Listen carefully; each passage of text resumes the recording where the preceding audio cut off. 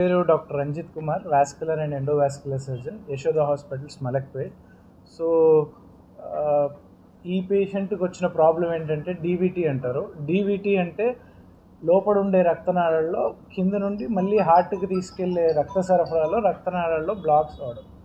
So ఈ blocks అనేవి మనకు మామూలుగా మోకాలు కింద వరకే రావచ్చు, మనకి తొంటి వరకు రావచ్చు, లేదంటే కిడ్నీల వరకు వెళ్ళొచ్చు.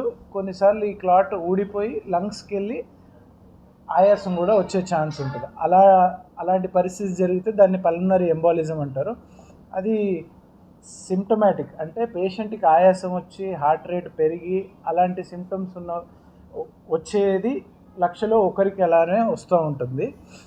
సో మన పేషెంట్ కూడా అలానే ప్రజెంట్ అయ్యారు. మనకి 2 రోజుల నుండి ఆ ప్రాబ్లంతో తిరుగుతూ ఉన్నారు. మల్టిపుల్ హాస్పిటల్స్ చుట్టూ తిరిగారు. సో వాళ్ళు ఎవరు రెడీగా లేకుండే తీసుకోవడానికి. సో ఫైనల్లీ మన దగ్గరకు వచ్చారు, యశోద హాస్పిటల్స్, మలక్పేట్. సో రాగానే మనం వెంటనే ఆ కాళ్ళల్లో క్లాట్ ఉంది అని డయాగ్నోస్ చేసాము. చేసిన వెంటనే ఒకవేళ ఆ క్లాట్ ఆయన సిమ్టమ్స్ని బట్టి, ఇన్ ద సెన్స్ ఆయన హార్ట్ రేట్ ఎక్కువగా ఉండడం, బీపీ లో ఉండడము, ఫీవర్, అన్ని ఆర్గన్స్ ఇన్వాల్వ్ అయి ఉన్న కండిషన్లో వచ్చారు. సో మనం వెంటనే ఫస్ట్ ఏం చేసాము, ఆ క్లాట్ ఏమన్నా లంగ్స్కి కానీ వెళ్ళడం వల్లనే ఇవన్నీ ఎఫెక్ట్స్ అవుతున్నాయా లేదా అనేది రూల్ అవుట్ చేసుకున్నాం. ఫార్చునేట్లీ ఆ క్లాట్ అనేది లంగ్స్కి అయితే వెళ్ళలేదు. కానీ మిగతా ఎవాల్యుయేషన్ అయిన తర్వాత తెలిసింది ఏంటంటే అప్పుడప్పుడే స్టార్ట్ అయిన రెయినీ సీజన్ వల్ల కాళ్ళల్లో చిన్నగా క్రాక్స్ వస్తాయి కదా, మనందరికీ వస్తూనే ఉంటాయి తడిగి ఉన్నప్పుడు పొలాల్లో తిరిగే వాళ్ళకి. సో ఆ క్రాక్స్ నుండి ఇన్ఫెక్షన్ అనేది కాలుకి స్ప్రెడ్ అయ్యి ఆ ఇన్ఫెక్షన్ వల్ల బాడీలో ఉన్న అన్ని ఆర్గన్స్ ఎఫెక్ట్ అయ్యాయి. దాంతోపాటు కాళ్ళల్లో రక్తం కూడా గడ్డగట్టింది. సో ఇలాంటి క్రిటికల్ కండిషన్లో ఉన్నప్పుడు పేషెంట్ని మనం వెంటనే ఐసీయూకి షిఫ్ట్ చేసే సమయంలో వెంటనే క్యాత్ ల్యాబ్కి అనేది తీసుకెళ్ళడం జరిగింది. క్యాత్ ల్యాబ్కి తీసుకెళ్ళి ఆ క్లాట్ ఏమైనా లంగ్స్కి వెళ్ళిందా లేదా అనేది ఒక యాంజియోగ్రామ్ చేసాము. అందులో ఏ క్లాటు లేదని తేలింది.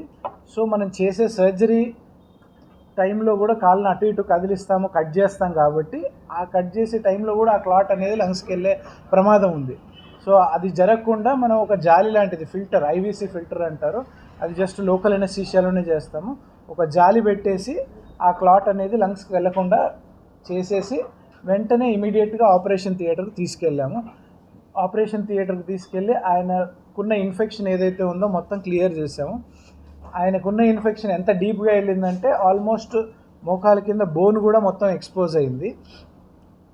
మోకాల కింద నుండి వేళ్ల వరకు మొత్తం చర్మము, కండ మొత్తం పోయింది. ఆల్మోస్ట్ బోన్ వరకు ఎక్స్పోజ్ అయింది. అండ్ చుట్టూ 1 సెంటీమీటర్ చర్మం కూడా లేదు. సో అలా ప్రొసీజర్ అంతా అయిన తర్వాత మళ్ళీ ఐసీయూకి షిఫ్ట్ చేసాము. ఐసీయూలో వెంటిలేటర్ సపోర్టుతో, అంటే వెంటిలేటర్ ట్యూబ్ పెట్టకుండా వెంటిలేటర్ సపోర్టుతో మెషిన్ పెట్టి ఆక్సిజన్ని సప్లై చేసాము. సో 5 to 6 డేస్లో తను కోలుకొని వార్డుకి అయితే షిఫ్ట్ అయ్యారు. సో ఆఫ్టర్ దట్ ఒక 1 వీక్ తర్వాత పేషెంట్ డిశ్చార్జ్ అయ్యారు.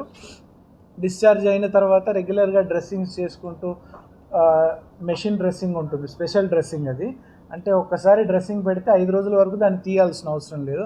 అలాంటి డ్రెస్సింగ్స్ ఒక 5 to 8 టైమ్స్ చేసిన తర్వాత కండంతా వచ్చి బోన్ అంతా కవర్ అయిన తర్వాత ఇంకో కాలు నుండి చర్మం అంతా తీసి దానికి వేసామన్నమాట.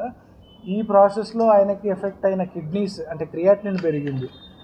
సో దానికి నెఫ్రాలజిస్ట్ సహాయం తీసుకొని ఆయన మేనేజ్ చేశారు. ఐసీయూలో మన ఇంటెన్సివ్ కేర్ యూనిట్ మలక్పేటలో చాలా అద్భుతంగా ఉంటుంది.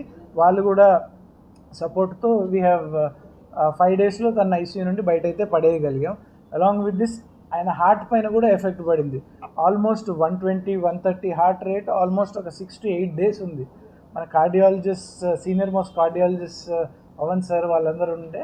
So with their team support 5 రోజుల్లో బయటికి రాగలిగాడు. After that it was like cake walk లాగానే అయిపోయింది ఆయన ట్రీట్మెంట్ కూడా.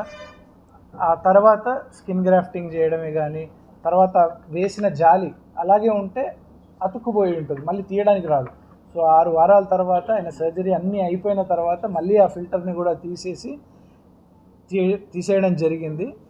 అండ్ 5 o'clock వెళ్ళాం, నుంచి 12కి వెళ్ళాం. 12 తర్వాత జాయినింగ్ చేసుకున్నారు సార్ వాళ్ళు. చేసిన తర్వాత 1 hour 2 hours ఆపరేషన్ చేశారు. సాయంత్రం ఐసీకి తొలిచారు. బాగానే ఉంది. కాలు బాగా వాపు వచ్చింది సార్. వాపు వచ్చింది. ఆయాసం ఇట్లా ఏం లేకుండే, నొప్పి ఉన్నది అంతే. కాలు వాపు వచ్చి మొత్తం సన్న క్రాక్లాగా అయ్యి నీరు వచ్చి బొగ్గలాగా వచ్చింది.